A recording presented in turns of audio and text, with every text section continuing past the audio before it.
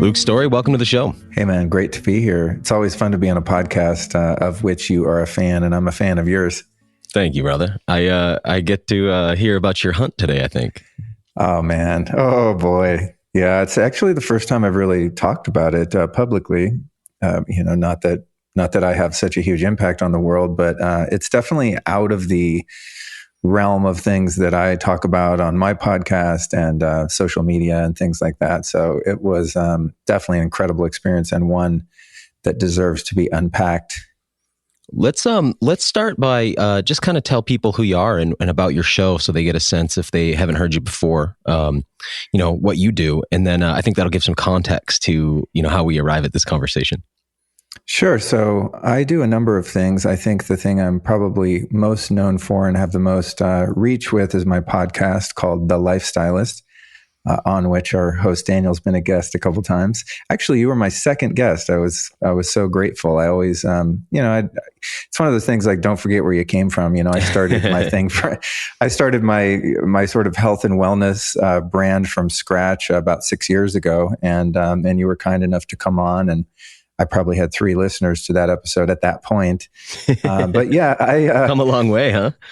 Oh my God. Yeah, it's crazy. I just kind of keep, the consistency and hopefully the quality of content that I put out going. And it's amazing to see it snowball over the years. But yeah, I'm a former musician that had a hard time making a living at that. I fell into, it's so strange in the context of a conversation about hunting, but I lived in Hollywood for 32 years. I just moved to Austin, Texas recently. Congratulations. And yeah, thanks, man. It's good to be free. I tell you what. Or at least free as you can be, with an all caps name and a social security number and birth certificate. But anyway, not quite sovereign, but I'm looking into it, put it that way. Some listeners will know what I'm referring to. I ended up spending 17 years as a fashion stylist in Hollywood, which means that you get the clothes for celebrities on the red carpet, music videos, tours, stuff like that. But all the while, I was working on healing many years of addiction and alcohol issues. And all of that stemmed from childhood trauma and just kind of growing up in a rough way. And when I was 26, I was fortunate enough to be graced with sobriety. And that led me into all things physical healing, alternative medicine, spirituality, meditation, exploring consciousness, going to India, doing Kundalini yoga for a number of years. I just became really committed to working on myself. So I was kind of living this double life where I was working in the Hollywood machine and its vapid, sort of, nothing against, I love movies and music. I'm all for the arts and entertainment, but, I really never fit into that world. And is it really entertaining anymore though? I mean, you have to look pretty hard. There's some documentaries. Yeah. There's an incredible television show called WildFed. Yeah, thank you. I'm sure something not made in Hollywood. Yeah, it might have something to do with Hollywood in a remote way. But I spent many years in that career, and then on the side was just really committed to my recovery and my own growth and exploring consciousness in a multitude of ways. And I just started to have a realization years ago that I just was not living my purpose, and I was staying in that career just out of security and perhaps some egoic validation, because it looks good on paper when you work with celebrities, even though it's much less glamorous than people could ever imagine in most cases. So I thought, what's the first thing I could do to just kind of branch off and do my own thing? And I was such a fan of podcasts and audiobooks. I think a lot of my growth really came from, this is going way back, but I used to get these cassette tape programs from, Wayne Dyer and Deepak Chopra and these different spiritual teachers. And I would listen to those tapes just over and over and over again. This is going back to the 90s. And, remember when they would come in those big, it was almost like a trapper keeper type. Yeah, exactly. It was like that plastic, yes. Pop it open. Yeah. Yeah. And they have like 6 or 8 cassettes in there, and I would listen to those. Right? Mm-hmm. And then they became CDs. You could get an audiobook on CD. I remember The Power of Now by Eckhart Tolle. I've probably listened to that book and read it hundreds and hundreds of times. I really had to reprogram my subconscious because I was so dysfunctional. And so, and then those CDs became MP3s, and then we had podcasts. And so, since so much of my learning and really unlearning came from audio formats, I just decided to launch a podcast. So anyway, that was a success and is a success. And that led to doing a lot of public speaking at different conferences and expos and whatnot. And then I started putting on workshops of my own where I would curate experiences for people. This is, of course, pre-lockdown and all of that. And now I'm really just kind of continuing to do the same work. And I've since abandoned all of my Hollywood career and all of that. And my focus is really just inspiring people to heal themselves and transform on all levels. So I talk a lot about ways to expand your consciousness and different practical ways to incorporate spirituality into your life, and meditation and breath work. And of course, keeping the physical body in fit condition through biohacking and all of these different ways that we can find autonomy within our physical being so that we have the vitality and hopefully longevity to complete the soul mission. So my deal is really a mind, body, a spirit approach to living. And the hunting experience that we're going to unpack, to me, really was an exploration in self-discovery and getting back to what it means to really be a fully integrated human. And, I sensed that was a piece that was missing from my experience. And as you, and I'm sure your listeners know, this is something that human beings have been doing the entire time we've been here on the planet. Mm-hmm. And my experience with it was earlier in life, and for a number of different reasons, didn't become part of my adult life at all. And so, that's kind of what led me into that experience, really, was just wanting to get closer to the human experience and also the spiritual nature of consciousness as it passes in and out of beings through the process of birth and death. And that's exactly what it ended up being. Wow. Hey, well said on all of that, man. And I think if people were to go over to your podcast and see, the lineup of guests that you have, the kind of topics that you talk about, you wouldn't imagine you on a hunt. Right. Yeah. I'm a real peacenik, and I think that's part of the story and part of why I felt this pull to really find some balance in my perspective and the energy with which I carry myself in the world. I grew up with a mom in Northern California who was, she doesn't like it when I call her a hippie. And I guess she wasn't. She was technically a mod. She was from Berkeley and grew up in the 60s. She always says, don't call me a hippie. They didn't shower. Like, I was very clean. But, there was incense burning in the house and other herbs burning in the house and, the Allman Brothers on the turntable. And right. We were definitely not about that hunting life. By contrast, my father, who still hunts, was born and raised, actually he was born in Chicago, but he lived his entire life in Colorado and can tell you every nook and cranny of every mountain and landscape of that state. He's a backcountry hunter, right? Yeah. He's a human map. Anywhere we go, it's like, oh, that mine right there was dug in 1842 and they started pulling gold out of it. He's just a mountain man. So as a kid, I had this contrast, and I'm really grateful for it because there were certain, I would say, strengths that were instilled in me by my dad, who was a really tough customer. He's done a lot of work on himself over the years, and he listens to Joe Dispenza meditations now, and he's worked a lot on his, I guess, emotional intelligence and spiritual connection. But there was a real contrast between mom and dad. It was all like unicorns and rainbows, California, life with mom, and then with dad, it was like rugged hunting and fishing trips and just, he was like a hunting guide and a ski patrolman. He raced stock cars. He raced snowmobiles.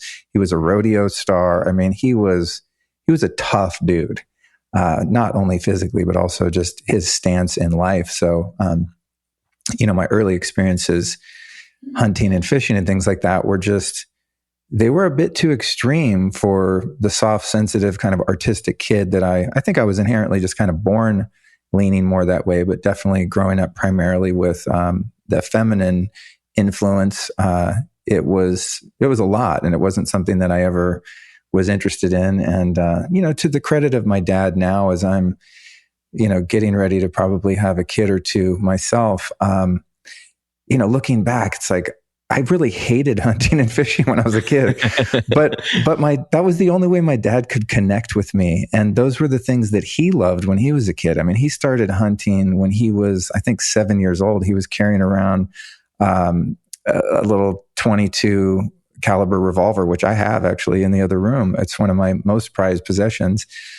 So he was hunting his whole life. And, I think he thought, well, he wanted to do what was fun and what he was good at, right? And he has this kid. So if he liked riding horses and mules and hunting and fishing and doing these really rugged trips into the outback, then I would too. And I don't think he was kind of tapped into my nature enough to know that many of those experiences were pretty terrifying and definitely just a bit extreme for my nervous system, frankly.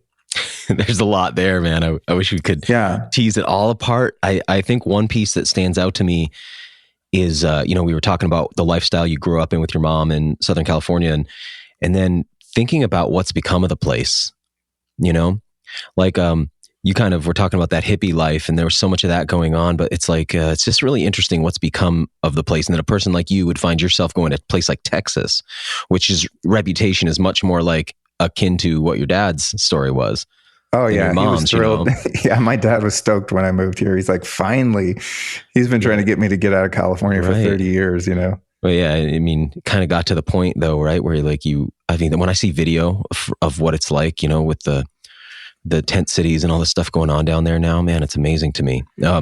But yeah, so that part's really interesting. And also how I don't know, there's like, you got all those seeds planted as a kid. So that's like really helpful.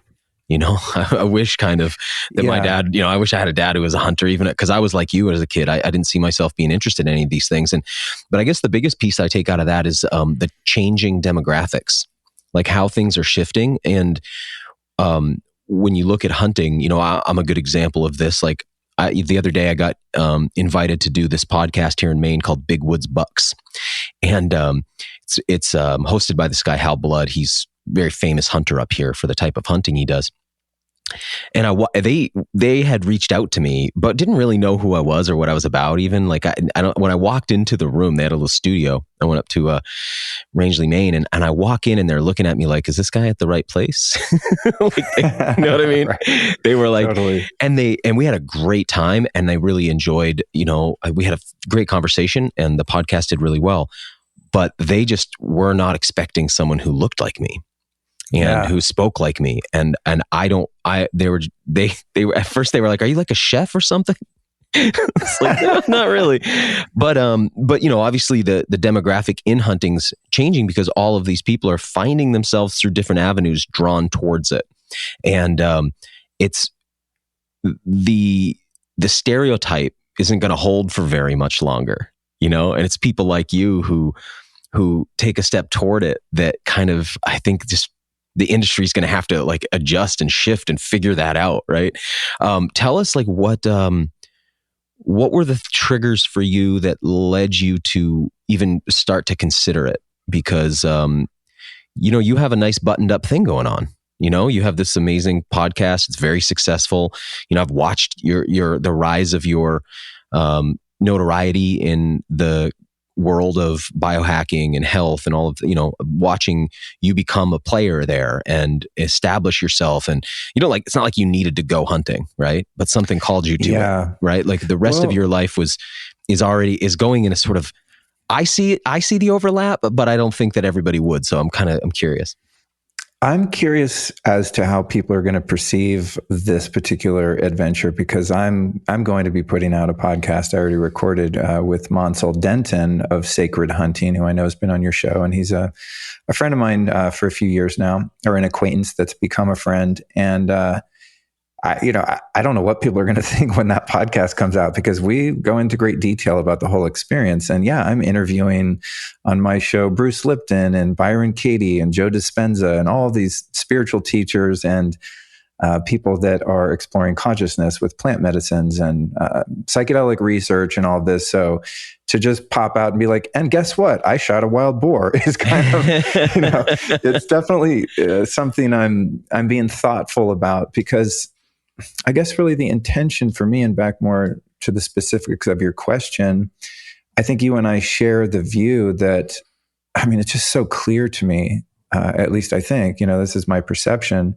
of the human condition, is that we have over time, I guess, going back to the agricultural revolution and the demise of the hunter-gatherer human, we've just gotten so far adrift from how we've evolved to live that I think you can trace most, if not all, pathology, whether it be psychospiritual, emotional, physical, to the fact that we've become so far removed from our natural life way.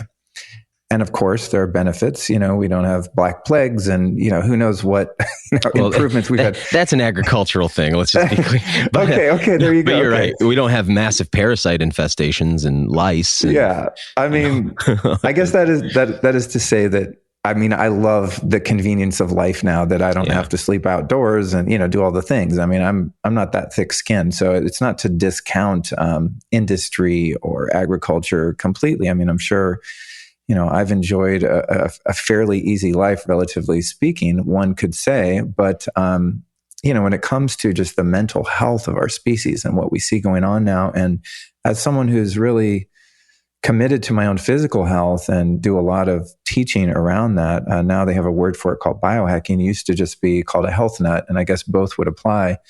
But all of the interventions that I spend so much time, energy, and money researching and using are really just making up for the deficit of not being outdoors enough. It's just, it's that simple. So, whether we're talking about blue light exposure, EMF exposure, food that's not actually food, poison in the food, all of this stuff is part and parcel to why we're so sick as a species, and the disconnection from the natural world and from things like hunting and foraging and just being out in the elements and, having bodies and minds that have the fortitude to withstand heat and cold and just be in the elements, I think is just, it's the root of the problem. So what led me out of, sort of curiosity into the hunting experience was just this innate sense that there is something missing from my human experience, just subjectively as one person, that my ancestors did this and then I stopped it. Right? Yeah. And so there's that. And then, and then there's like a really more deep and philosophical, spiritual element to it too, which perhaps is just another thread we could go down. But it's also born out of a sense of hypocrisy, if not some degree of guilt, as being someone who subsists mostly on meat and used to be a vegetarian. I know you and I share that. I never went raw vegan. I loved pizza, but I was a vegetarian for, probably about 10 years. And because I saw these videos about factory farms and I just wanted no part of that cruelty and torture, and I still don't. And I also don't want to participate in the factory farming of monocrop vegetables that probably cause harm to more living beings than having a couple cows in a pasture.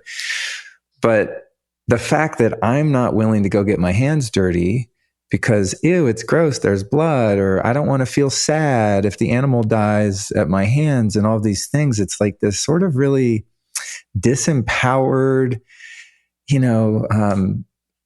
I don't want to see the inside of a slaughterhouse, or, I might visit a farm, but I don't really want to see them kill the animal, which I did the other day on a bison farm, by the way, which perhaps we could share about I'd as like to well. hear about that too. But it's, it's like, I'm not being a real human. And that's part of the human experience of natural humans. And so if I'm going to eat meat, and I source my meat as ethically as possible, I work with a farm called Bel Campo out in California, and I get my meat from there. I have been to their farm. I have toured the slaughterhouse. There were regulations, USDA regulations, that prohibit you from hanging out while they're doing a slaughter, but I really got as close as I could to it. I held the baby pigs that were going to become my bacon. And, that was kind of the first step in going like, Luke, you've got to get your consciousness around the process of life and death and the natural ecological system that the Creator put here on Earth. I mean, it's just everything is eating everything all the time. And so if I'm going to eat things all the time, and then if I were to be buried naturally or die in nature, things would be eating my body, and the energy that was my body would become the energy that becomes something else. And I see this very logical system here, and yet I felt divorced from it and really afraid of it, and I think as someone who I just enjoy doing shadow work, and it's like, there's this shadow over here of like, I don't know, it was scary when I was a kid because of, I think just the harshness of the conditions with which my dad brought me hunting and all of that. There's like this little scared boy inside that doesn't want to face that this is part of life. And I don't want to get too close to it. And in my practice of evolution, when I come up against something that I'm afraid of and I look into it, I just have a drive in me that's got to push through that edge. And, an edge for me now is like having a family, having kids. It's been something I've been really afraid of for a number of reasons. And it's the same with that. It's like, this is a very natural human experience. Why am I afraid of this? And in going inward through meditation and different practices, I can see, there's something there that I don't want to face. And death is one of those things. And so the prospect of maybe the biggest thing, right? That's for most humans, especially, Totally. So, part of that inner journey is discovering that there's a lot of growth for me in not only experiencing death and embracing it, but also being the one who caused it. And so it was much more kind of a philosophical drive that led me to it. However, I got to say, I don't know that I would have, I don't know that it would have been in my experience if I hadn't been invited. The opportunity was presented, and there was just a feeling inside of like, Luke, you got to do this. I didn't really want to do it, to be honest. It wasn't like something I had a deep desire for, but again, it was just, I felt that edge and I felt that fear and that apprehension. And I felt that it would be healthy for me as a man to go have that experience. I want to jump in here. I really appreciate everything you just shared. And there's a really good lesson in there for people who are picking it out, which is when you feel that edge, turn into it, not away from it. You got to lean into that. If you want to grow and if you want to be one of those people, who you admire in life, it's like you get there by leaning into that discomfort when you feel it. So I appreciate how you raised that. So true. So true. I have this question. It's sort of, I don't really ever talk about this actually on the show, and but it's something I think a lot about. So I want to ask about your relationship throughout your life to weapons, and in particular, just even how the word lands. It's, I'll say a couple things real quick. I've always been really fascinated and drawn to weapons of many different types, and I'm very comfortable around them, and so comfortable around them that I can forget sometimes that how symbolic they are to people and the connotations that they sometimes can have. And, being married to a Canadian woman where, there's much less weapon culture up there that comparatively to here, it's been really interesting to watch her relationship to weapons change, because I'm somebody who keeps weapons in the house and has weapons around and will carry a weapon. And, now she loves to go shooting, and she's quite comfortable around them. In fact, prefers that they're around as she's grown to comfort with them. But I think that's one of those, when you take somebody who hasn't hunted before and isn't sure if that's something they'd ever want to do, there's the death component, which is, I think you've been talking about. That's probably the biggest part. It's not wanting to kill or having ethical issues and concerns around that. But there's this other piece of selecting and choosing a weapon and then using that weapon against a living creature. So, what's your history with weapons? And then, how did that part of it feel to you coming from, the Kundalini yoga world as an example. Yeah. Hey, Sikhs carry around their little knife on the side. Yeah, I don't know if they'd want you to call it little, but okay. Yeah, their big sword. Sorry, Sikhs. I'm like, that's something with my wife where it's been like, because there's that tendency to say things sometimes like, oh, that little gun, or like, oh, that little knife. It's like, please don't call any of these little. You can say it's a small funny one. Daniel, this is a really great question, and I actually had not even explored this. But as you're presenting the question, some things come to mind, and one is, the word weapon. My immediate association with that is danger, and it's I immediately associate it with a perpetrator. Oh, interesting. Yeah, and combat more so than I associate it as a useful tool. So, a hunter-gatherer person making some arrowheads is not making, they're making a weapon, but I would look at that as they're making a tool. But when you start to migrate up into swords, knives, guns, then I think that I view them as something kind of scary. And that is probably partially due to media, right? Growing up with television and movies wherein weapons were used to kill people, right? Whereas, again, I can't help but always just kind of go back, like what would it have been like before? I think had I grown up in a community where weapons were used as tools, right? Even if they were, used to defend your clan or to go on the offense, defense, kill animals, process animals, etc. I think I would have viewed them much differently. So I guess part of that really was unpacking it and changing my perspective on weapons. And you know how you said like you said like watching arrows get made, you'd think they're a tool, but because they're a tool for taking life, that makes them categorically a weapon, right?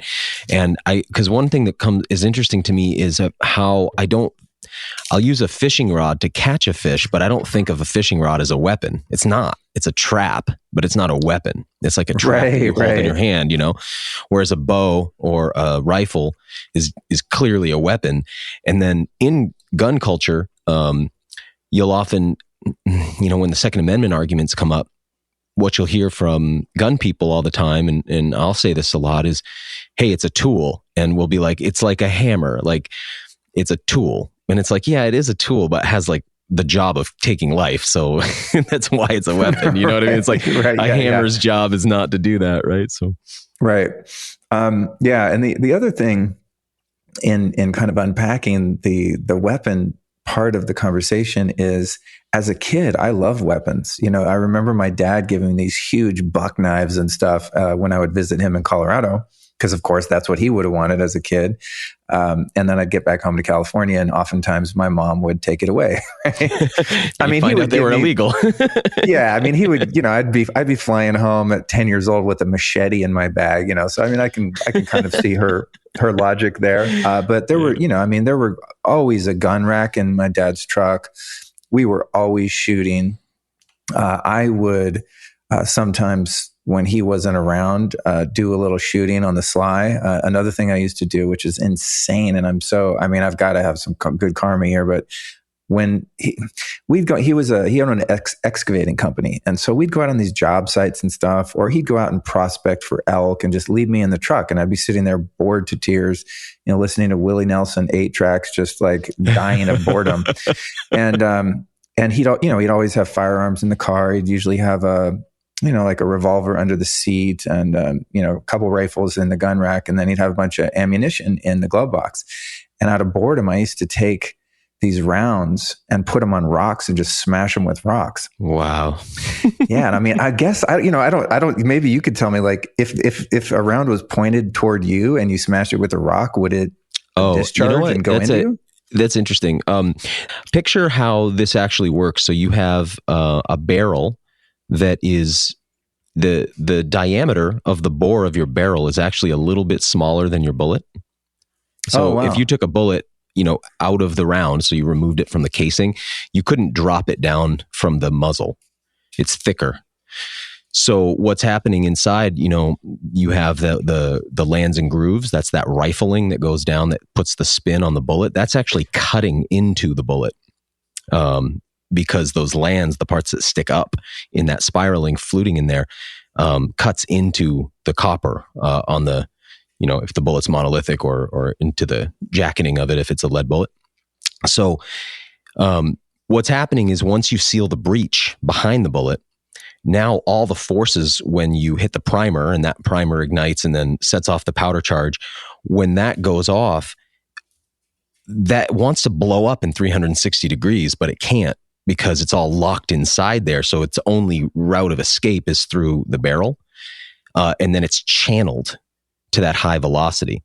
So if you were to, I don't know, like I wouldn't recommend anybody go out and smash bullets with rocks, but without anything to channel or contain the pressures, I don't think that you could really, I don't think it would do what you would picture it would do. Okay, like go flying into something. But at the same time, I don't know. Actually, it doesn't seem like a great idea regardless. Maybe don't do a shotgun shell. Yeah, exactly. I don't think I ever did that. But what's funny is my dad would be off wherever he was and he'd come back and be like, "Luke, did you hear those shots? Who was shooting?" I'd be like, "I don't know, Dad." I mean, like that happens so many times. Yeah, I don't know if, it's funny. I don't think I've ever told him either. I'm going to have to call him up and come be like, clean. Yeah, I'd be like, "Dad, remember when you used to hear all these mystery shots when we were literally the only people for miles?" That was me smashing your. So you would hit him with a rock that would set off the primer and it would pop off. I just like the sound. It was like lighting firecrackers, But anyway, I digress. So back to the point of weapons. There were so that was like on Dad's side, and I actually liked shooting. I mean, it was a little nerve-wracking, but I enjoyed it. And we used to go shoot woodchucks just for sport and stuff. And, even back to the current hunting experience, I love shooting them, but then we'd walk up and see them blown to bits and I would feel so bad. I feel so guilty. Even fishing as a kid, man, it's like, I love fishing because it's fun, right? I mean, that, but then we'd pull these trout out of these brooks and streams and whatnot and, smash them on the head with a rock. And like, I hated that part. Or, they'd swallow the hook and you'd rip their guts out. I was just such a sensitive kid, so. And that's good, by the way. I think it's really, I think you want that, not having that lack of empathy is kind of like sociopathy. So, or somebody who goes further into a psychopath who actually wants to go out and harm others. I have that too. I think that's just so important. It keeps us from going too far, because as hunters, we're the kind of arbiters of death in life, in a sense. It seems like it's a very good thing to have that restraint that comes from the emotions. And one thing I want to point out real quick is that I think a lot of non-hunters assume that most hunters don't have those feelings. And I think they would be, and the thing is in the hunter versus non-hunter arguments, hunters are, how arguments are, you typically don't feel real vulnerable, like getting real vulnerable in an argument, right? So it's not like hunters are like revealing how emotional they feel about this when they're, arguing the merits of hunting, but you see it when you go hunting all the time. You see it in people. I mentioned that show, Big Woods Bucks. I got this direct message the other day after the show came out with them. And it was a guy saying, "Hey, my family's connected to that group of guys, and I've been following you, and I wanted to hunt, but I thought I would never hunt with them because I thought they wouldn't be able to appreciate the kind of person I am and how I look at wildlife." He's like, "After hearing your conversation with them, I realized they do. And I'm going to be able to connect with them." But it's just something people don't, I just think it's a much more universal thing. I think some people are so sensitive that they couldn't probably take life. And then there's people like yourself who are like, "Hey, I'm pretty sensitive to this, but if I want to, I can do it." If I'm around somebody who seems to be taking pleasure in the killing part, that's like somebody, it's like, I don't really want to be that person, I definitely would not be someone who takes pleasure in it. It was challenging, and to that point, I think it's interesting. And as an adult, I'm not around a lot of hunters. I mean, I know you, my dad, a few of my friends here in Austin hunt quite regularly. And there is always a lot of emphasis on getting a clean shot and minimizing the suffering of the animal. I mean, it's a high priority with anyone in my circle that hunts. Is it's a really big deal. You don't just take a half-ass shot with your bow or rifle just because it's fun. Like you want to be very mindful about that. And I respect that. And that's one of the reasons I ventured out with the crew that I did, because I knew that there was a certain level of, well, actually not a certain level, a really high level of reverence, not only for the experience. I mean, some of the high, probably you're realistically some of the highest that you're going to find. Yeah. As far as the emphasis on that, I wanted to ask about that with Mansel Denton and the Sacred Hunting crew and format. It's a really interesting way to onboard into hunting. It's an unusual pathway, right? So if you hadn't, I guess that's like the first question is, if you hadn't come through that gateway, do you think this is something that you might never have done? It's tough to say, hypothetically speaking, because I'm someone that really relies on my intuition and that still small voice within that is a yes or a no. And so had I been invited by someone else who I felt was, a compassionate, kind, awake person who hunts for a meaningful reason, I think it's probably within the scope of my experience, especially now living in Texas where hunting is so prevalent and so many people I know that are, great people, conscious people doing amazing work in the world and really contributing to society in meaningful ways. I think I probably would have done it. I mean, I've had opportunities. My dad stopped hunting big game, many, many years ago. And then he would still go out and chase them around, but just take pictures of them. Yeah. But he's been hunting coyotes ever since he quit hunting big game. And, he's invited me out a bunch of times to hunt coyotes. And I'm just not interested in shooting something that I'm not going to eat just because they're considered to be a nuisance on the landscape or just because it's fun and you have that bug to hunt. I don't think I would have done it. I don't think I would have hunted coyotes or something that was kind of more for sport or, population control or whatever reasons my dad might have. Stories people have for it. I mean, I told my dad, you've eaten coyote, and he was just like, he couldn't even imagine you eating bear. He's like, ew, really? Bear. Yeah. But he's old school, I guess, I mean, I think not that old school because you go back far enough and it's pretty common, but then he's like middle school, right? He's middle school. Yeah, exactly. Well said. But yeah, so, and there's another piece to this too, Daniel, is following that inner guidance, an example of this, and this might be a bit foreign to some of your listeners, but in terms of the ceremonial and intentional use of plant medicine, psychedelics, etc. In the circles that I run in, I get invites here and there. And it's not ever something I plan on doing. I don't sit around going, I can't wait to do bufo again or go on a mushroom journey or, go to Costa Rica and do ayahuasca. It's not like something that I think about or I crave or have any plan to do, but inevitably how these have, unfolded for me in the past couple of years of exploration has been, I get a text, I get a call, and I go, huh. And if I just forget about it, then that was a no. But if it sticks with me and I'm like, huh, I feel like I need to answer that text or that call. And there's a feeling. It's like, it's hard really to describe. I guess one could say the best way is just there's an intuitive pull. There's like an attractor field of sorts there that's going, Luke, you're supposed to do this. And, after spending the past couple decades learning how to live by my heart, less than the mind, and feeling into that intuition, I think it's pretty likely that I could have been invited by someone else that resonated with me in terms of their worldview and how they operate in the world that I would have done it. But with this one, it was for sure, yes, immediately when I got the invite. And I think that's because I knew that this was an edge for me. And if I was going to do it, it would have to be something that I approach with a lot of depth and reverence and careful consideration. And I wanted my first real, not first experience, but first experience as an adult to have more depth and meaning rather than just like, I did it. I shot an animal. Like I needed it to be more transformative. And I was right. My intuition, as always, was spot on. And it was an incredibly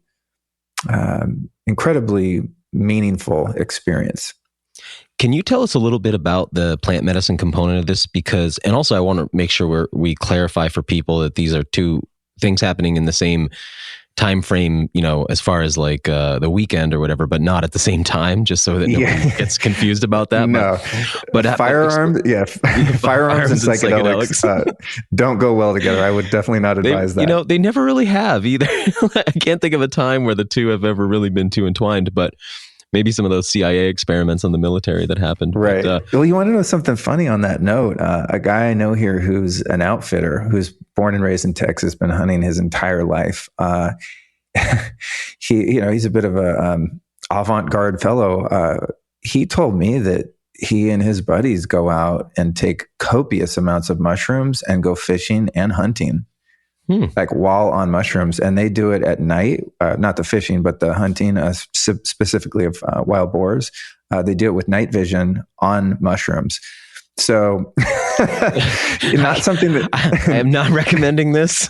Me either. Particularly from a legal standpoint. Me either. I can imagine. I've had some experiences with ayahuasca where my sensory systems became, well, you know how it is when people talk about any of the entheogens, there's always this assumption that when you're on them, you won't be in the right frame of mind to do things. But then when you're on them, you're like, oh, I'm in a better frame of mind than usually, especially your senses and such. So, so true, because when you're in these experiences, and I can speak to the weekend and how that transpired, but when you're in these experiences, and maybe not for everyone all the time, I mean, there's a lot of intentionality and structure, I think, that is really important to consider when venturing into these realms. But you're opening up senses that are beyond the physical senses, and you're experiencing life in an interdimensional way. And so you're able to sense and experience things that are so far out of your normal day-to-day waking state, almost like how you experience things in a dream state, but obviously your body is inoperable while you're dreaming, right? But in those experiences, I agree. I mean, I've felt just this, especially when in nature, I've experienced with such amplification the subtleties of all life around me. Mm-hmm. The song of a bird, the movement of a tree. I mean, these things become otherworldly and so enthralling and fascinating when under the influence of these different substances. But you also understand them, like a phenomenon like wind or rain or watching an ant colony or something like that. And you understand. It's almost as if you always could understand, but your civilized mind had stopped trusting itself. So like signals are not getting through. And then the medicine allows you to actually trust and hear what's that inner voice you were talking about, and suddenly realize you know a lot more things than you and another thing that I find that it does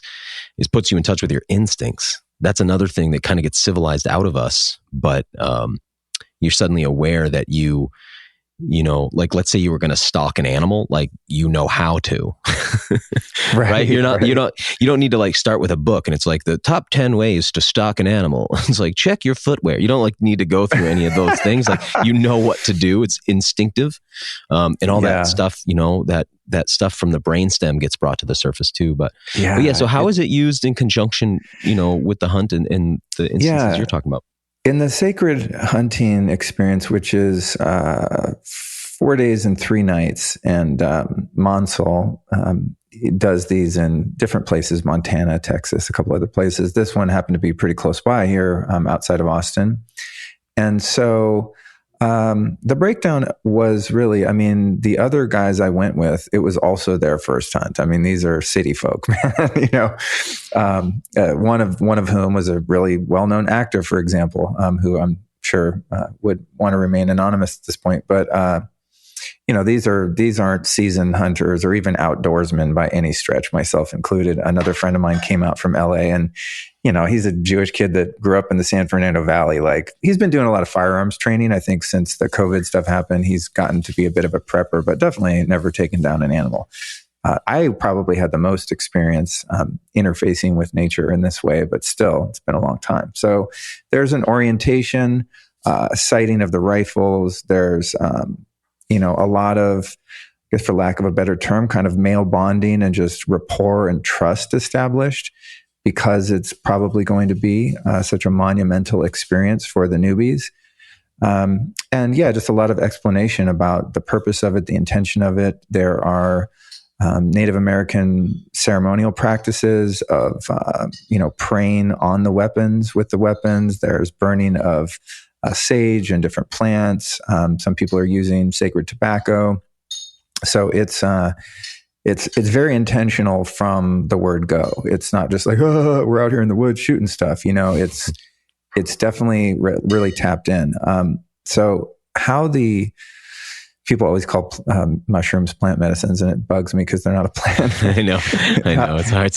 How the entheogens came in, how the mushrooms came. People call bufo plant medicine. I'm like, it's a toad. Dude, it's a toad, okay, bro. They eat plants and turn it into 5-MeO, I guess. But anyway, this experience, the ceremony itself involving psilocybin, was on the second day. And, it's amazing how, back to that intuition, how I lean into trusting spirit more and more in my life, and have much more discernment around when I'm being motivated or halted by fear, and when I'm really just moving through a trust experience. And so what was interesting about the psilocybin coming in on day 2 was that the first night we went out, there was one rifle and 4 of us, and someone said, who wants to shoot? And I'm like, me. I'm like, why did I just say that? You know what I mean? It's like, but again, it's in my nature. I'm just like, if I'm going to do it, I'm going to do it. And so we went out and probably walked for a couple miles on a private property, a high fence property, and I shot the pig, and we can go into that on another thread. But incredibly moving experience, to say the least. And then the next day, it was so beautiful how it was sort of orchestrated and just meant to be this way. The next day we had the mushroom ceremony. And so mid-morning, after a morning hunt, which I didn't participate in because I had already killed an animal, there was a ceremony out in the woods, kind of in the brush there. And we drank essentially a mushroom lemonade. When you mix psilocybin mushrooms in lemons, or lemon juice rather, it has some sort of biochemical effect on it that makes it A, stronger, B, come on much faster, and C, end more abruptly and is shorter in duration, because we had a hunt that night as well. So it's kind of middle of the day.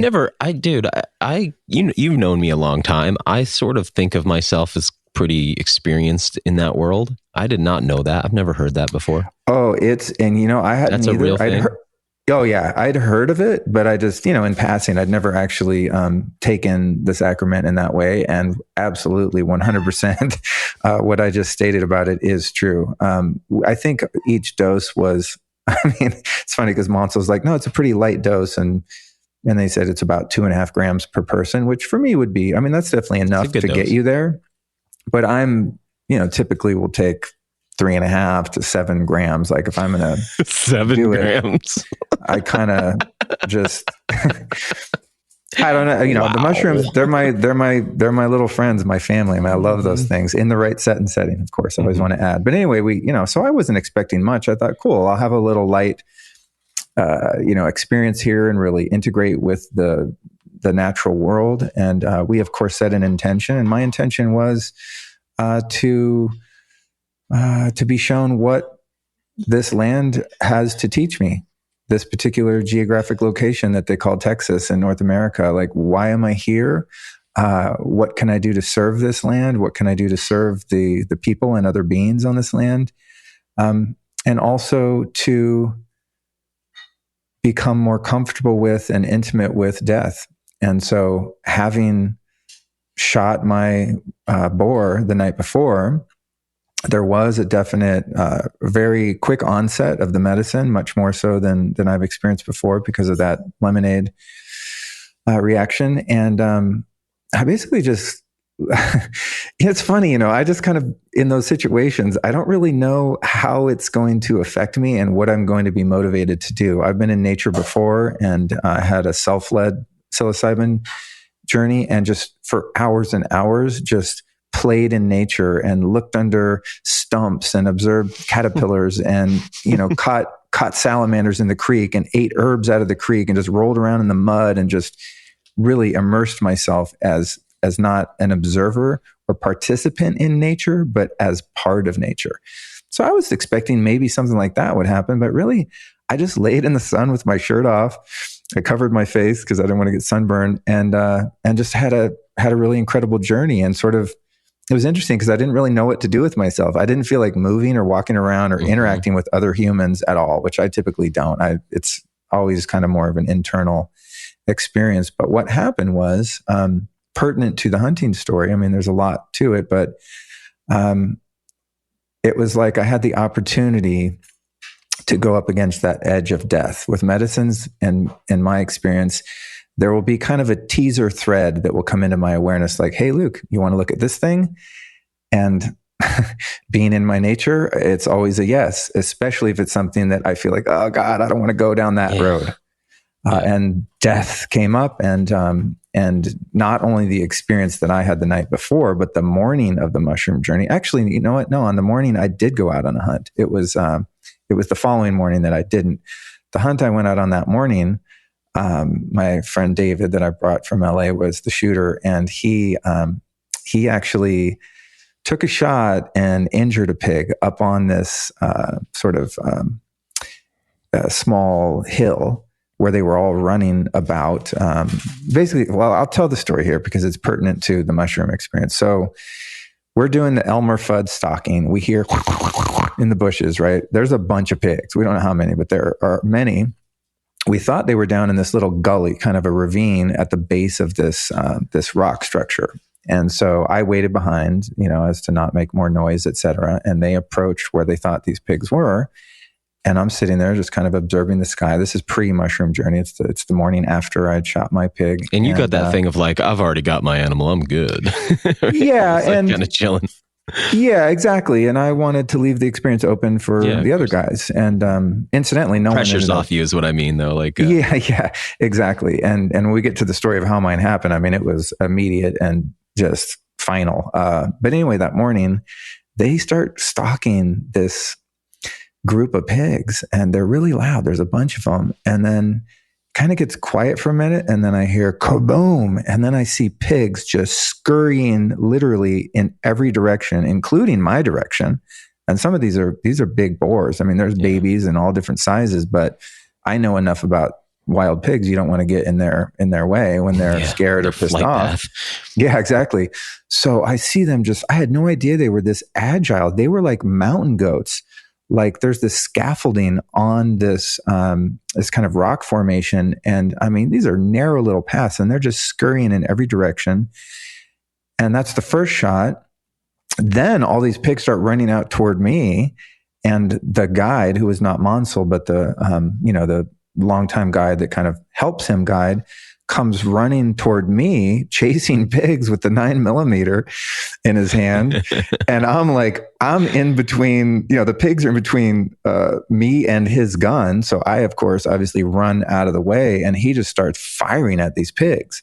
Wow. Yeah. And, probably in an effort to make sure they don't get to me or to take one down, because we are hunting. And so it was a high, I think based on Josh's reaction, it was a very uncommon, ambush kind of situation. He said, I've never seen that many pigs in my whole life of hunting going in every direction like that. I mean, it was really crazy, dude.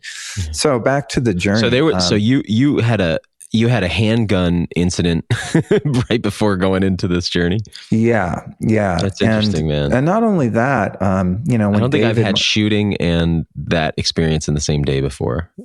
Well, as I said, things unfold as the way that they're supposed to unfold when you surrender into an experience and you trust your own inner guidance. And I did. That's what was meant to happen that morning. And what was difficult about it for me, and this really came up in facing death in the psilocybin journey was that when David emerged, he said that he had hit his pig in the gut and it just went through it and it kept running. And that was tough for me. And then the other shooter hit one of them in the face, like shot him in the nose, and he ran off. They're tough animals, right? Yeah. And so that really weighed heavy on my heart. I mean, honestly, it was to be a participant in what seemed to be at the time unnecessary suffering was a lot to reconcile. And so in the journey, as I start to explore into death, oh man, it kind of gets into the weeds here, but we're going to go there. I mean, it's worth exploring because there were a lot of incredible insights that came out of it. I think one of them was in first looking at the pig that I had shot, which it was so innate and so immediate when that took place. They threw the sticks up. I got him in my sights. His butt was facing me, and I waited 2, 3. He turned to the side, boom, and just right under the shoulder. Mm-hmm. Just perfect shot, boom. A lot of loud squealing. It was pretty intense to hear. Pretty intense to hear that, huh? That's a haunting sound, actually. Very much so. Very much so. And then I, immediately made me understand Deliverance a little bit better.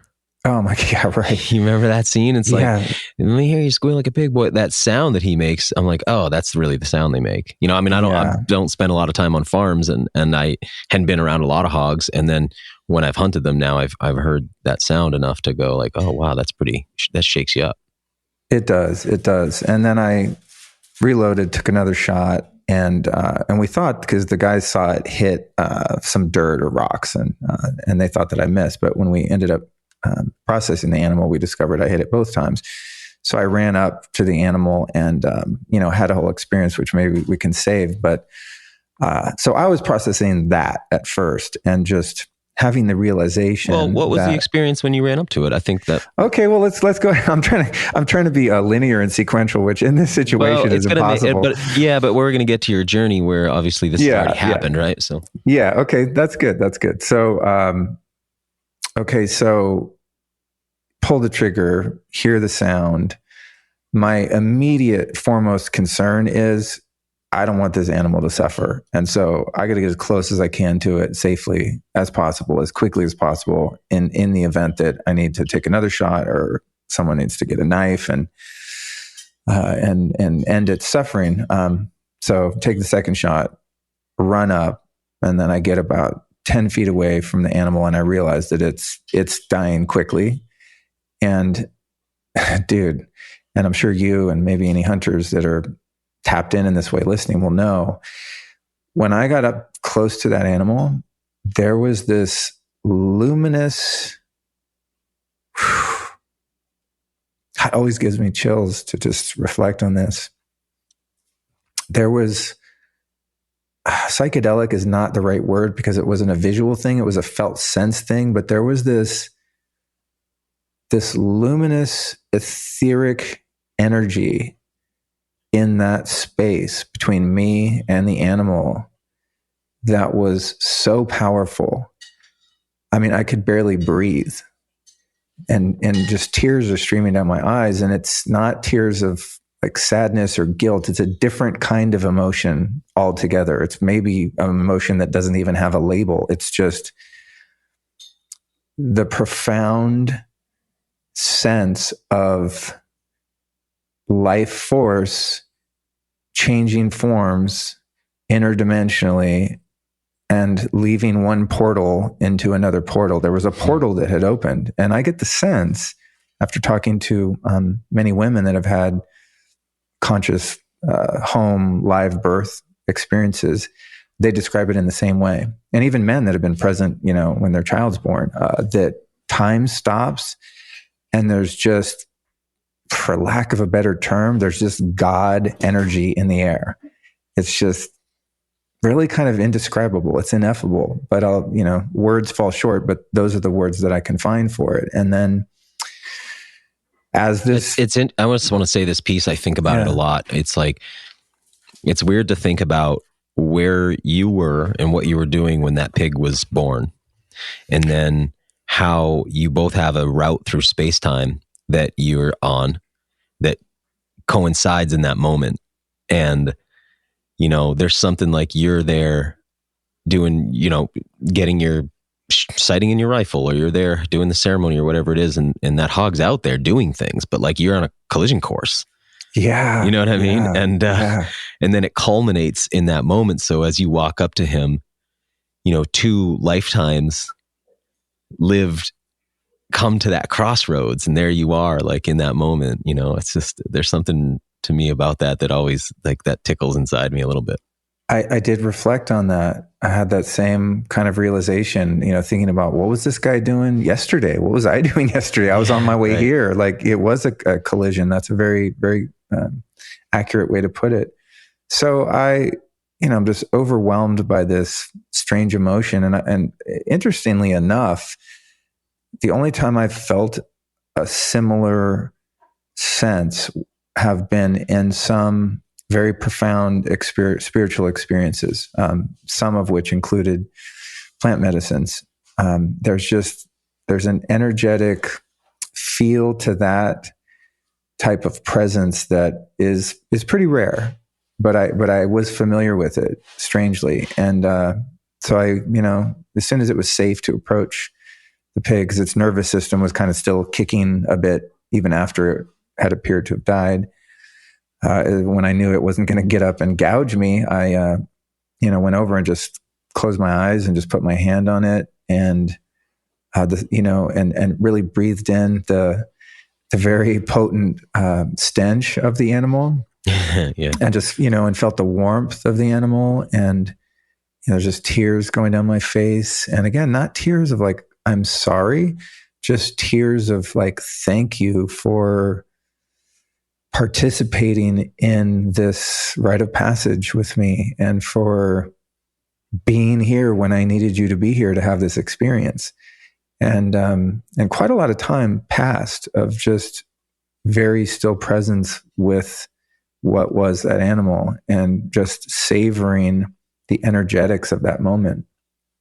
And so that was, and then comes the realization, this thing's heavy. Four guys there, and then came, the realization, like, wow, hunter gatherer people. I mean, I'm assuming one would have just processed the animal on the spot, and that's how they would have hauled it away. But there was no. We tried to walk with it for a little while, and there was no way we were getting a couple miles back to the main road. That whole thing of like a nice long pole tying the feet up and running all through there, and you're carrying it on your shoulders or whatever, where you're like, oh, I get what that's about. One thing you just said that I really like is, and hunting, is you have such peak experiences. So I imagine for people, it's like you jump out of planes or something. It's probably hard to recreate that feeling. I've never done that, but I'm guessing. Similarly, like the experience of walking up to an animal and seeing it, it's a peak moment, and that feeling is hard to, like, once you have a sense, it's nothing else really gives you that feeling. But I also like how, Terence McKenna, since we're talking about mushrooms, something he was always talking about, the sacred and the profane. And I like how, and profane not meaning like swear words, but profane meaning like the things that we don't consider sacred, I guess, the earthly, worldly things. But I like when those things collide like that too, because you're having this profound moment, but also you've got to deal with like gravity and like, how am I going to move this thing? Like logistics. And I like moments where the sacred and the profane, because sometimes if you get into a ceremonial space, there's a desire, obviously, for legitimate reasons, to push away all of the profane and only focus on the sacred. And sometimes to me, that feels a little like doing ayahuasca in the jungle is a little different, because you're like, man, there's like jaguars out here. Like I shouldn't roam away too far from the fire. You're forced to be in both worlds at the same time, which I think was ancestrally probably more how things were. But now we have this thing of like church. Like when I go to church, everything is only sacred. And then you come out and now I drive a car, like the profane. I like when they're together like that and they're integrated with each other. And so that's really a neat way that you describe that to me, is like that shift from the sacred moment to like, wow, he's heavy. Yeah, yeah, very much so. And then I remember also having thoughts like, it's like, am I not doing this with enough reverence if we have to go get the quad to pick it up? Like, Right. am I supposed to be carrying it? Am I not? Right. Am I not holding my end of the bargain? With this animal and with this process? Like, am I kind of chickening out now because I don't want my arms to hurt? I mean, honestly, I don't think we could have carried it back even if we wanted to without processing it first. Do you know what he weighed? I think they said it. I don't know that we weighed it, but I think it was around 150 pounds, something like that. Okay. So yeah, so that was the night before. And, the funny thing about it, Daniel, and I think maybe the most surprising, because as I said, the profound nature of the feelings that I experienced were new to that experience, but they weren't new feelings. Like, I've been in that space before. But what was so interesting about it to me as a takeaway was I actually didn't feel guilty. I wasn't put off by the blood, by the smell, by the fat ticks hanging all over the pig, by the sound of the gun. It was just, there was no hesitation when I had it in my sights. It wasn't like, oh, I can't do it, I'm gritting my teeth and like peeing my pants. It was just like this killer instinct, man. Just was like, this is what we're doing. Boom, da, da, dun, boom, boom, done. And it was like, it was actually surprising to me how innate the whole thing was and how natural it felt and how it really wasn't, it wasn't emotionally difficult. It was emotionally moving and deep and meaningful. And that, it's a good distinction. That element of like not wanting to do the gross part or the scary part or not wanting to face any guilt that might come up or regret or any of those things. It was like, I don't know, for some reason I just kept leaning into it. And then those thoughts about like, wow, am I not being reverent by wanting to go haul this thing out with a quad and all of those things? It's like just kept leaning into it and facing it. And even as I was come to those moments of impasse, it was also natural. Well, no, of course, like we go get the quad. Like, we're not going to carry this thing out of here. It's no longer. You know what I'm I mean? Not walking home. Like, it's and it's also my car. And it's no longer a pig. Now it's the former vehicle of pigness, right? Mm-hmm. And so treating it like a piece of meat also, which I thought would have felt really creepy. There was still a reverence, but then came the practicality of like, this is a heavy thing. We got to get it to another location to get the guts out and quarter it and do the things, So it was just like, even the practical next steps were very innate and came natural, even though I kind of had to be told what to do, being unfamiliar, a sequence of events, etc. But all of it felt strangely natural. And even the next day, and I'm going to fast forward here, as I was still, feeling the mushrooms, the ceremony kind of ended. We went back to the hunting lodge, and Josh, the other guide's like, all right, boys, let's go clean your pig. And I'm like, what? I'm still kind of in the medicine here. I didn't say that. But again, going back to that inner trust and just understanding that there's a plan at work here that's being orchestrated, or rather co-orchestrated between myself, the rest of the guys, and the great orchestrator in the sky.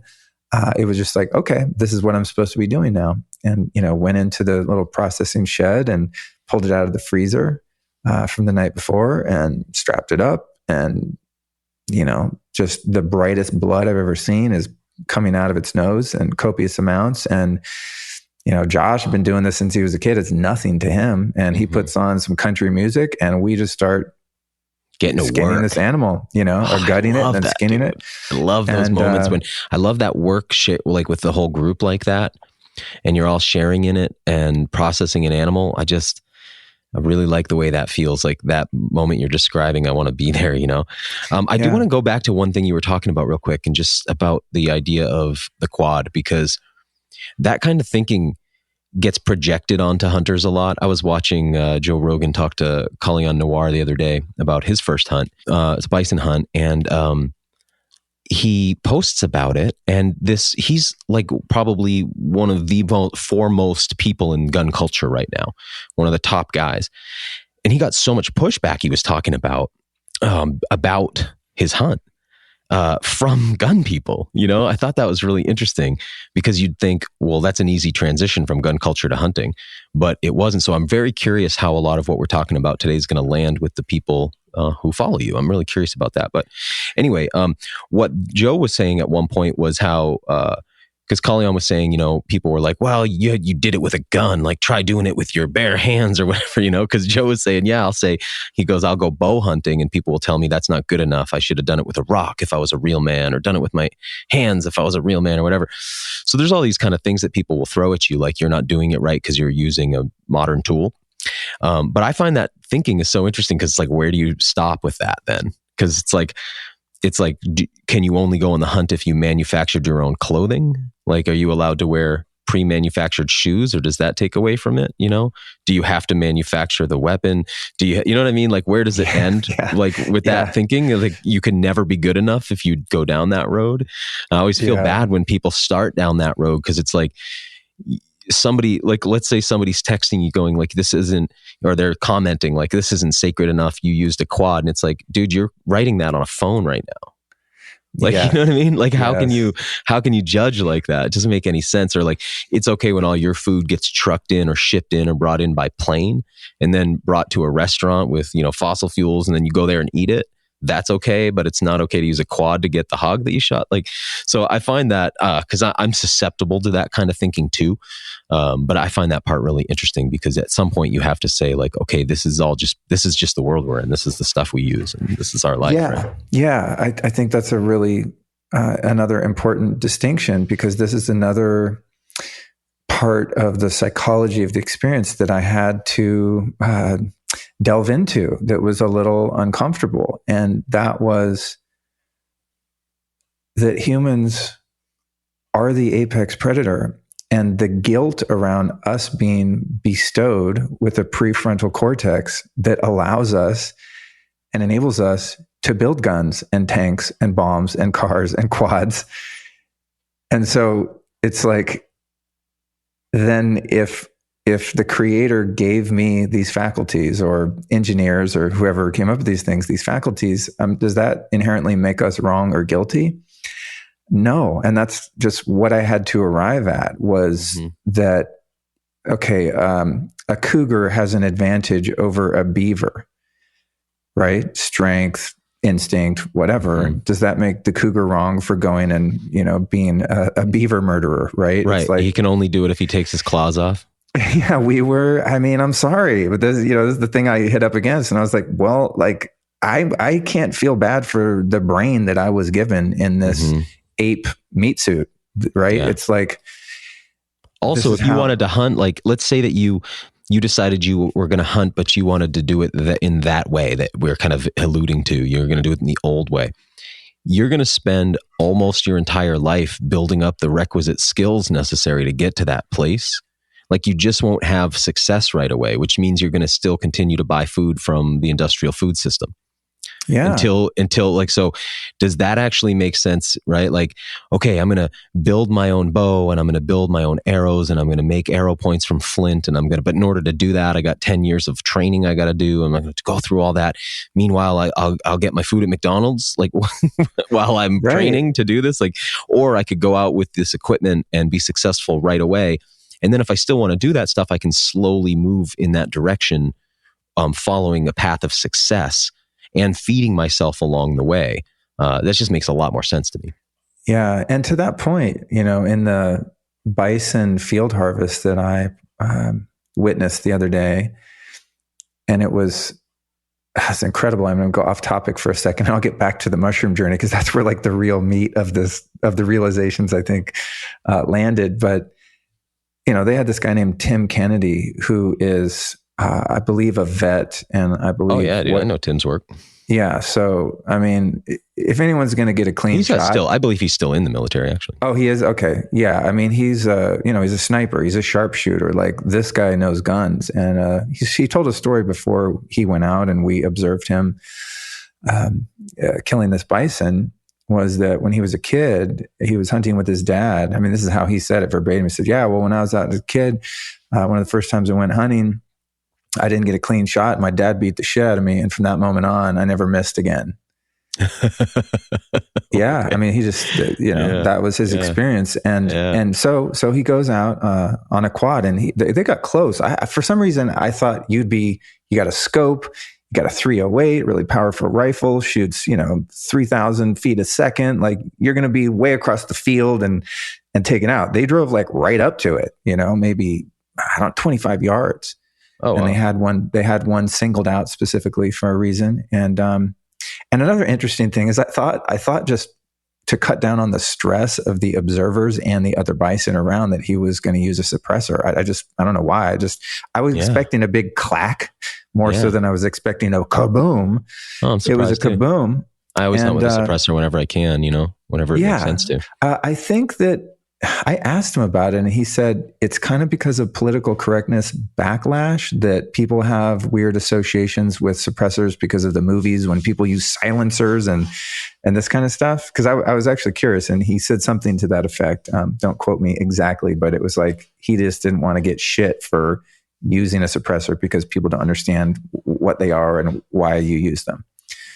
But anyway, to the point of mankind's advantage with technology, as I went up and experienced it was dead instantly, but the aftershocks of this bison's body processing the death experience, I was sitting there thinking, when Native Americans hunted bison, how much more that animal would have been tortured and tormented to eventually be killed. They're going to be riding horses, chasing it, spearing it from multiple angles. They're going to be ambushing them with knives, coming over a hill, a bunch of people on a bunch of bison. I also learned that in some cases, in those kind of ambush situations, that they would kill so many that they couldn't even run them over cliffs.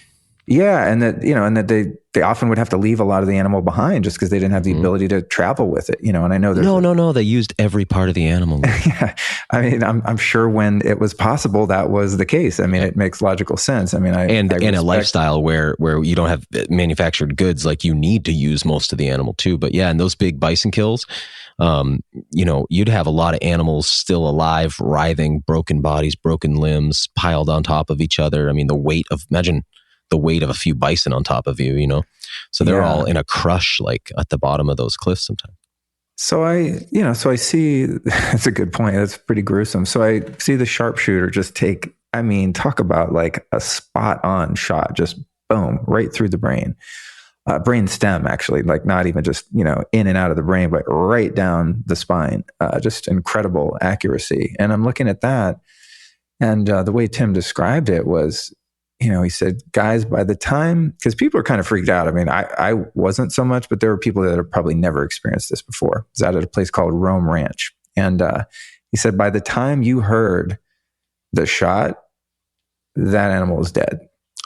That's the thing, is like, if you were shot by a sniper accurately, you would be dead before the report of the rifle could reach you, because the round is traveling much faster than the speed of sound. It's hypersonic. So that's an interesting component too, because a lot of times where vegans will, for instance, be like, no one should ever cause the suffering of these animals. And it's like, well, no human, you mean, because their death is typically going to be pretty gruesome. And many predators are eating an animal while the animal's still in the dying process, and they're already eating, particularly wolves and canids, So like I think what you're alluding to is our technology allows us to have a much cleaner kill. Like if you asked me, this comes up a lot with the archery and firearms debate. And, one time I heard Steve Rinella put it, I think more succinctly than anybody. He said, if I had to go in front of a firing squad, because people will be like, it's better to use archery, it's more humane, all these things. It's like, not really.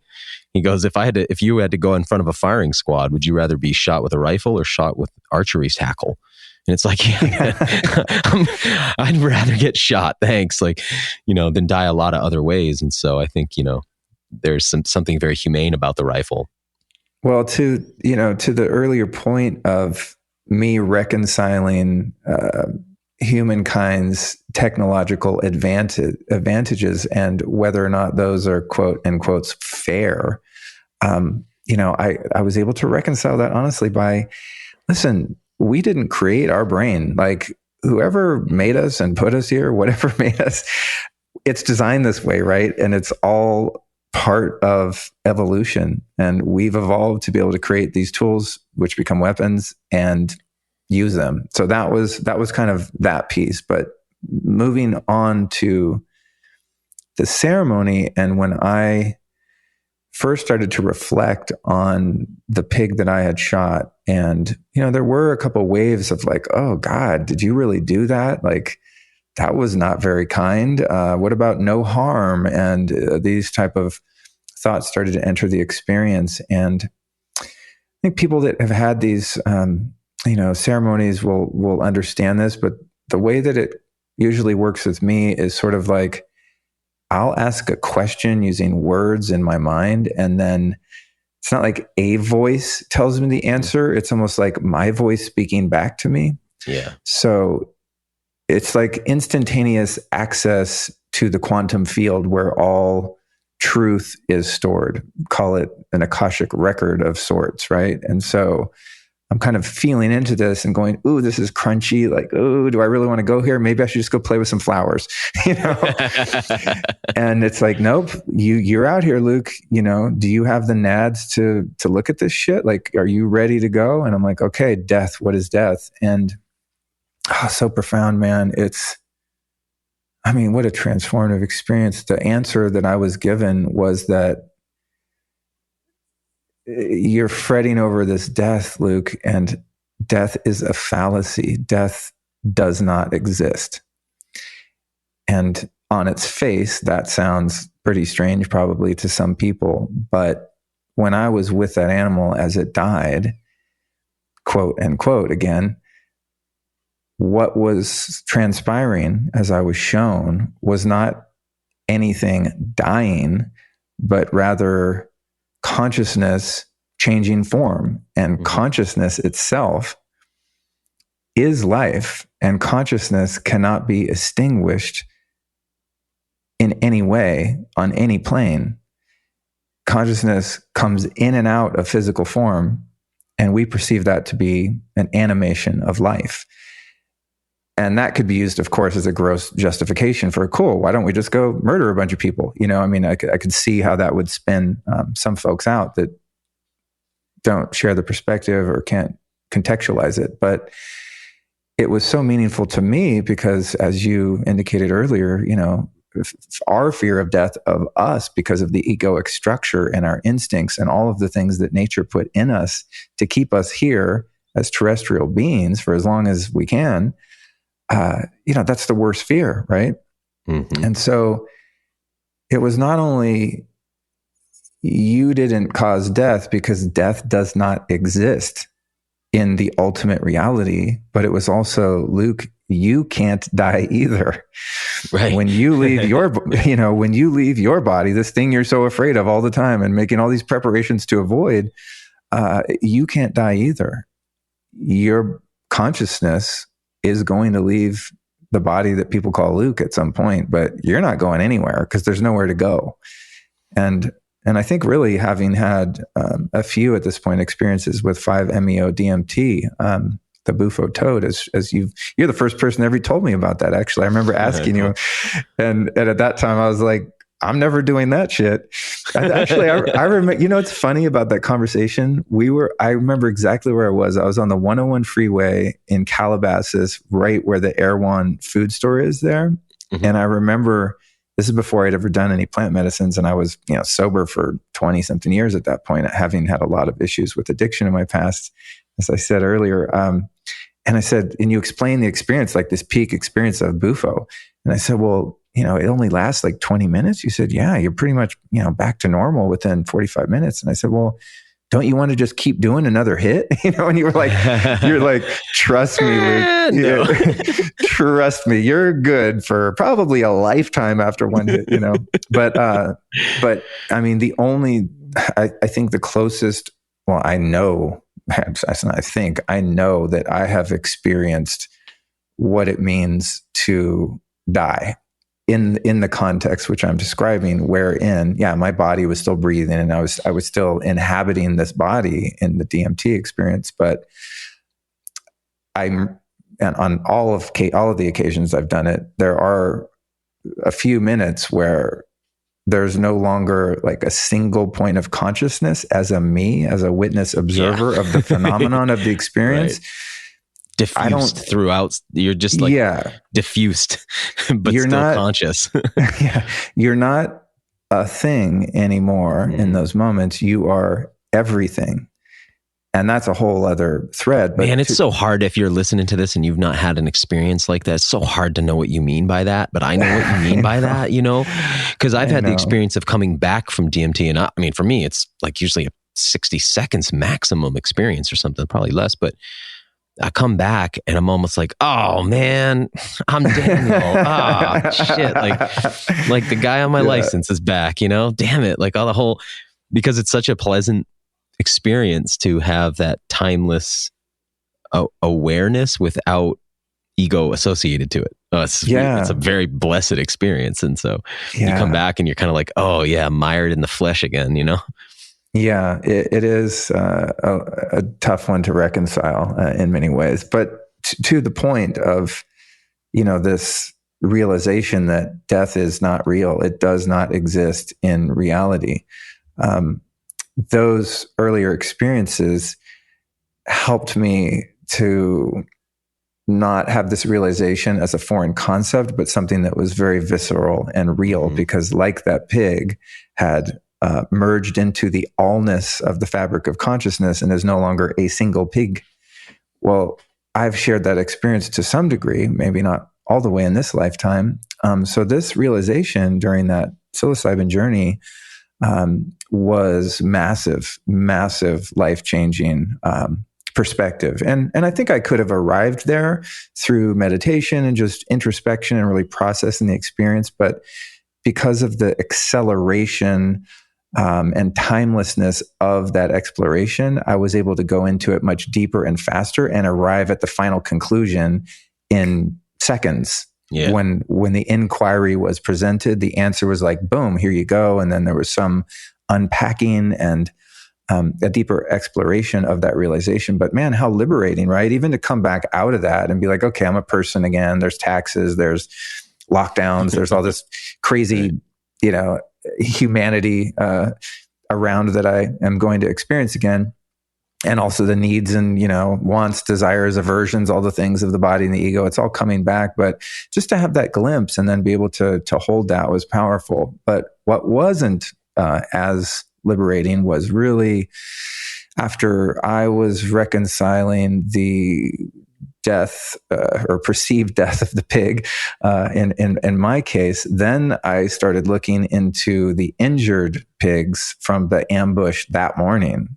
Oh yeah. And that got sticky. That was tough because I participated in suffering, and I started, and we're out about 100 yards. I'm laying 100 yards away from where these pigs were shot and injured and ran off. Okay. And so they're around me somewhere, right? So I'm thinking, on the other side of that rock is that pig that got shot in the nose, now just lying there suffering, and it's getting infected and he can't smell anymore to find food. And, I'm totally like kind of spinning out on this whole thread. And to make a many hour inquiry short enough to fit on a podcast, that led me into karma. And that, it wasn't that we chose those pigs. It's that on some level, they chose that experience, and they were exactly where they were for a purpose that day. And things unfolded. And this might sound crazy to people, but it's just my experience that me being there, me laying there in that moment, me witnessing the ambush, the injuries, those pigs scurrying up the rocks, it takes a really zoomed out perspective to know on the level that I felt that I knew and know now, that all of that unfolded with absolute perfection, and that in the sort of theater of the physical experience, that was all for the betterment and benefit and evolution of each of us humans and all of those pigs. That is to say, I mean, there's just so many ways you could pick it apart, but perhaps that little family or families of pigs now is going to be better informed to avoid predators like humans, or, that pig might have been sick, or, it's like, I mean, there's just so many, my mind was just like exploring so many different facets of it, not in an effort to extinguish the guilt or like wiggle out of it or find a justification, but really in a very broad, open-minded state to just look at all angles possible. And in that medicine space, all angles are simultaneously available to explore.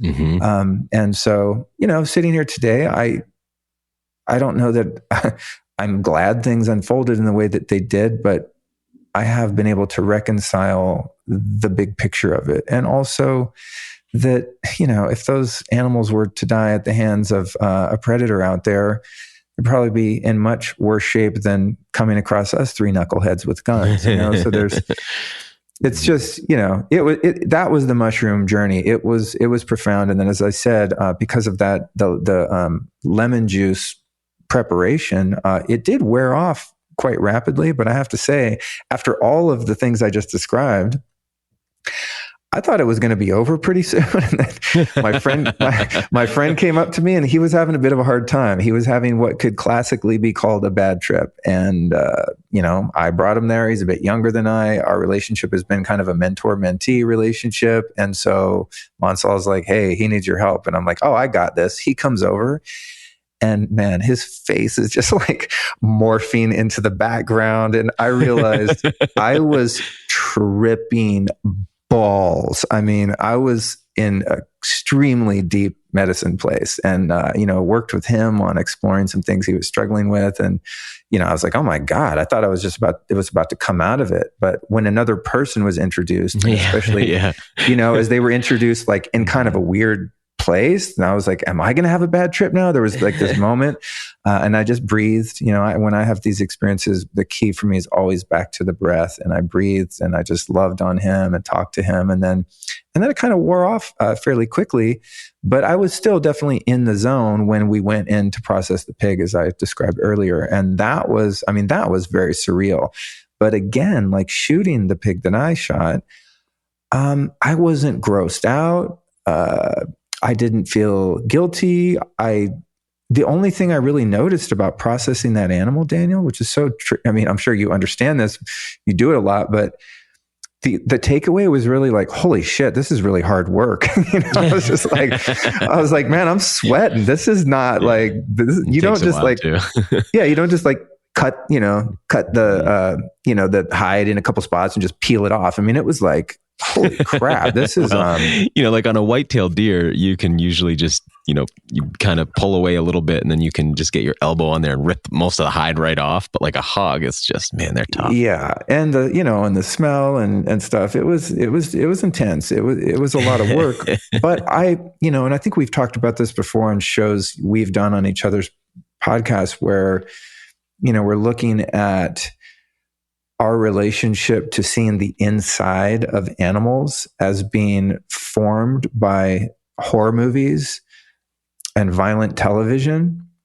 So when you see guts or you see blood or testicles chopped off or whatever, I chopped the head off this pig. I mean, like, it was interesting to see how quickly I was able to tap into my human nature and actually discard those old images from watching Friday the 13th as a kid. Right. And, like being grossed out by it. I mean, honestly, I eat a lot of meat. As I said, I don't even like touching hamburger. Like, it grosses me out to even like touch like raw meat and like cleaning fish. I mean, I'm just like, I get skeeved out by it, because I didn't grow up on a ranch or as part of a hunter-gatherer tribe where you're breastfeeding and you look over and you see chickens being beheaded all day long, or, these kind of things. But strangely, in this situation, I think the tail end of the mushroom experience helped with this. It was so surreal that it really helped me to acclimate to it so quickly. And I think because these medicines have a tendency to really bring you back into your true nature and discard so many of the so much of the scaffolding of what used to be normal, because everything becomes so sort of abnormal in those spaces. I really just felt into it, and I actually dare to say I enjoyed it because it felt so normal. Like, this is what you do. It wasn't like, exactly, oh my God, this is gross. There's blood on my hands, and it's bile just sprayed out and all the things. It didn't remind me of a horror movie. It wasn't scary. I didn't feel guilty. I wasn't grossed out. It was just a lot of work. I was like, shit, Earth, man. Yeah. I was like, wow. And I got so much reverence and respect for the ancestors that came before me that didn't have machinery and, butchers and grocery stores and all the things. Sharp flake of stone, dude. Yeah. Right? Yeah. That's crazy. Imagine doing that job with a flake of stone. I mean, it's so, I want to ask you, I got coming up on the end of our time here, but I'm curious about two things. One, did you get the meat back yet? And, or did you bring meat home with you, or did it go to a butcher? But do you have the meat, and are you enjoying it? And I'm also curious, like, where this is all headed for you. Well, we haven't gotten the meat back from processing from our hunt, but we did eat a lot of boar on that weekend that was from prior recent hunts. And, I actually really, one of the guys didn't really like the flavor of it. The Jewish guy, I don't know, maybe that had something to do with it. He eats bacon, but that's ironic. Yeah, just being funny. But, I kind of like the taste of it, but it was quite tough. I mean, again, the labor involved in actually, taking it into your body was a lot. But maybe it's just because it was cooked a certain way and not a certain way. But I definitely plan on. That's probably it. Because when you get the meat, let's talk. Because I would love to walk you through some of the things that I do with it. But I am looking forward to it, and I really I respect Mansel so much. When he's at home, I guess he goes out to restaurants here or there, but he only subsists largely like you do on meat that he's hunted. And I respect that a lot, and of course want to honor the animal that I killed, and make use of it. So that's that piece. There was a little part of me that was like, I kind of wish I got an axis deer, because I probably feel like I would enjoy that meat a little bit more. But I had the experience that I was meant to have. Period. Oh man, so it's funny for me because the hogs for me are such a treat, because I have so much deer and bear meat and fish and all of that. But what I don't have is, like, if I'm going to go out to a restaurant, right? It's like, pork's interesting to me on a menu because I have so little of it in my life. It's like beef isn't interesting to me. I got deer for days, Yeah. Fish isn't that interesting to me. I harvest fresh fish all the time. And, also, but it's always like hog is what is. So having a little bit, I'm kind of rationing out what I have right now, but I'm really loving it. But that said, like, figuring out what to do with it's important. I'm going to call you, honestly, because I don't want to waste it, and I actually really want to enjoy it. So I know you've got culinary skills light years beyond mine. So I'm definitely going to hit you up on that. Yeah, and by the way, like, in the crock pot, making yourself carnitas is a pretty surefire thing too. That's what I was thinking. Yeah. That, and then grinding it, especially if you can get some venison, and man, a 50-50 pork and, wild hog and deer grind it's really good. So you just went and observed this bison hunt. You went on, or at least this bison harvest. You went on this hunt. Is there any future in this? Do you see this as something that you'll put away and kind of was experiential for you? Or is this something you see yourself doing again in the future? It's funny. I thought about that while I was out for that weekend. Like, is this going to be a thing? I mean, I felt like a dork. I had this really like brand new expensive camo gear. You know what I mean? It's like total classic newbie. You know what I mean? And my dad sending me his custom hunting rifle. That's, just incredibly. Chambered in what? What's that? What's it chambered in? 308. Nice. Yeah, and he's got, it's got $5,000 scope on it and the whole thing. I mean, it's just incredibly powerful and dialed in. He just built it himself basically. So he's going to send that to me. And actually, he texted me the other day and he's like, "Hey, your other brother's moving to Idaho. My brother Cody." He's like, and he's definitely going to be hunting. So like, are you going to be hunting? Because he wants the gun if you don't. And I'm like, no, I'm going to do it. I'm going to do it. Yeah, I want it. Yeah. Good for Cody, Idaho. Huh? Yeah. He's leaving California. My other brother, left California. He's in Colorado, and he's going to be, if he can, travel permitting, going back to Colombia, where he spends about half his time. But anyway, I was thinking about that, and I thought, it was, as I said, it was an edge for me. And even though I leaned into it, and I think I pushed the edge in every way and explored every facet of the experience, I don't think that I walked away going like, man, can we do this next weekend? Right. But I think that's also just because it's not because like I didn't like hunting. It's more, it's work, right? Mm-hmm. It's like stalking animals is not, you're not just hanging out, chilling, jumping in the creek, drinking spring water. Like all the things I do when I immerse in nature are very leisurely and fun. And so, when I think about going out on the landscape here in Texas, it's like, well, I don't know, like, do I want to go to work? I want to just go find some creeks to jump in and have fun, So when I thought about it from that perspective, I was like, I don't know, but I sense that it will be something that I'm going to continue to do in some capacity. But I was kind of waiting to see, am I going to be totally sold and become like Daniel and just be like, this is my thing now? And I didn't get that sense. But at the same time, it was like, this is a meaningful experience. Yeah, and there's something there for you.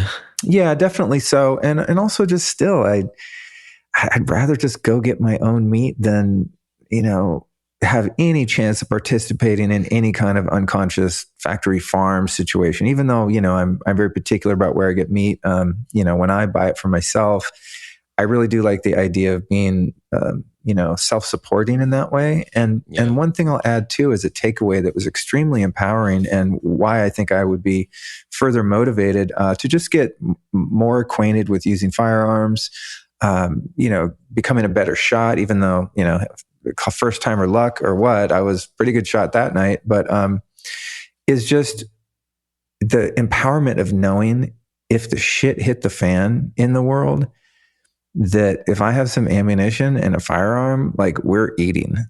Yeah. And not only because I know like where to shoot an animal, how to stalk an animal, etc., but also how to process it. That was a huge value to me because I wouldn't know what to do. Like I'd probably puncture the kidney and like spoil the meat and just be a dumbass, So it was actually really cool to learn that. And then I witnessed that again with the bison too. You want to talk about an incredible animal to process. I mean, probably 1,300 pound bison strapped up to a trailer. Like its guts were the size of like 3 people, just crazy. So, having an understanding of the anatomy and just how you do that work is also really empowering, just knowing like, okay, I might not become like an every weekend hunter, but when I do it, it's something I can get better at and, do with more precision and, learn a craft that's for me a lost art in my lineage. If I didn't do it and if my brother didn't do it, it would have stopped with my dad. Yeah. Man, I'd like to take you out on some, I'd like to take you squirrel hunting where, because like the guns you're carrying around like a 22 LR. So like a lightweight rifle, it's much more leisurely. You're killing many more animals. So you're getting more opportunities, yet the work is very low and then the meal is incredible.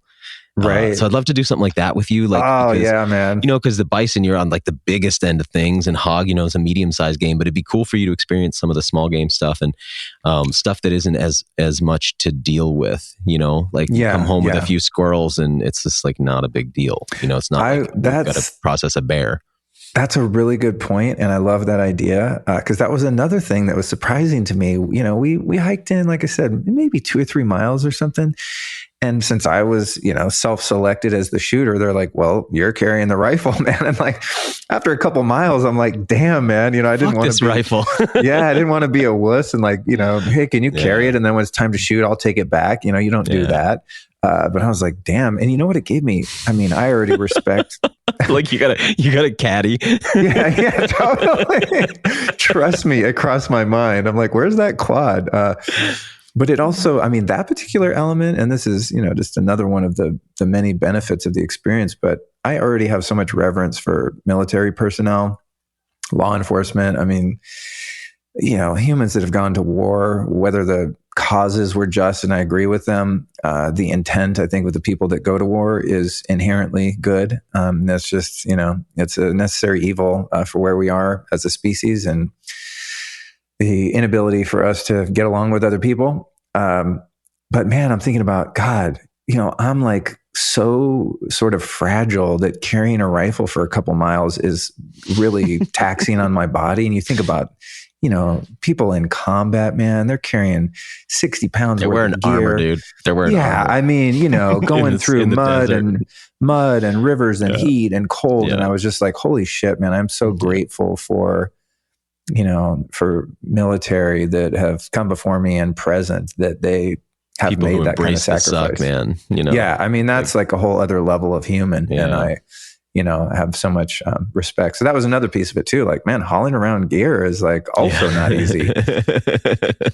Man, I don't think I've ever had such a parsed and nuanced conversation about a first hunt. The amount of thoughtfulness and the amount of detail in which you've been able to reflect on this and pick it apart makes for a really interesting conversation. So I really appreciate getting to hear, this version of it. We talked once a little bit before, but we just kind of did like a rough through one night on the phone, but like getting to really hear about all of these parts of the experience is really cool because internally I can relate. But you don't usually hear these conversations at such great length and with such nuance. So thank you, Luke. Thank you, man. It's this is part of the integration process is sharing these experiences. And, thank God for podcasting and other mediums like this, because it's another lost art, right? We're not at the campfire talking about today's hunt and the arduous physical nature of it, or the things we had to work through emotionally or spiritually. I mean, again, through evolution, these are the conversations that shape who we are as a community. And so it's a huge gift to me to be able to share. And thank you for allowing me so much time to, articulate so many nuances of the experience, because this is how I integrate it and make it part of who I am, and actually use that grist for the mill to grow and evolve. So, thank you for your curiosity and, and willingness to have me on to talk about it. And I can hope that it might inform some other people that are sort of hunter curious, or even for, even for seasoned hunters to perhaps give them a different perspective on it, and hopefully enlighten them to some other ideas around this amazing practice that might serve them and the animals that they're hunting. Give us a plug for, where you want to send people. Yes, sir. Well, the mothership is the Life Stylist podcast that we talked about earlier. And that's really the bulk of my work. Every interview I do, there's a YouTube video, I live stream them. Anytime I have a conversation, they're about this long, a couple hours, and they're quite deep in nature, as this conversation was. Even if we're talking about biohacking or physical health on some of the shows, they're deep dives, definitely not for the faint at heart. And you can find them wherever you can find podcasts. And then my website is lukestory.com, LUKESTOREY. And there's links to everything I do there. My online store where I link to all my favorite health and wellness products. And then on social, I'm most active at Luke Story on Instagram. And I'm a live streaming beast. For example, during this hunting trip, I was posting constantly, just sharing the experience with people. And I think people like the kind of behind the scenes realness of my approach to social media. It's very unedited and raw, and I'd like to show behind the curtain. Like you have an edited podcast, it's really pretty. The video's edited, you have your little bumper. But I love the social media platforms, at least while I'm not kicked off of them, because you can just be so raw and real and spontaneous. And I think I'm probably a fun follow for people that are interested in the things that I cover. Well, we are headed to Vonnie and I are going to the range actually in a few minutes here. We've got a session booked at the laser simulator, which is really cool. Yeah, it's pretty neat. Ammo's so short right now. I'm rationing what we have to practice, but so we're going to go do this laser thing. It's a pretty cool game, really. Sweet. But, do you want to do that? I promise to not call this podcast a hunting story, STORY, but I did tempt me a little bit, so I'll come up with something more clever than that. That's funny. I thought it would be something. I thought it'd be something like the newbie's first hunt or something. No, it's going to be like psychedelics and hunting? ? No, this is great, man. I really appreciate it, and I hope that you and I can get out to hunt together, man. So I'm down. When it's possible, come out this way and say the word, dude. Say the word. Or you come out this way. I don't know how many squirrels we have, but there's a lot of damn animals out here. Yeah, man. I will take you up on that too. So let's make a plan. Sounds good, brother. All right. Thanks so much. Talk to you soon.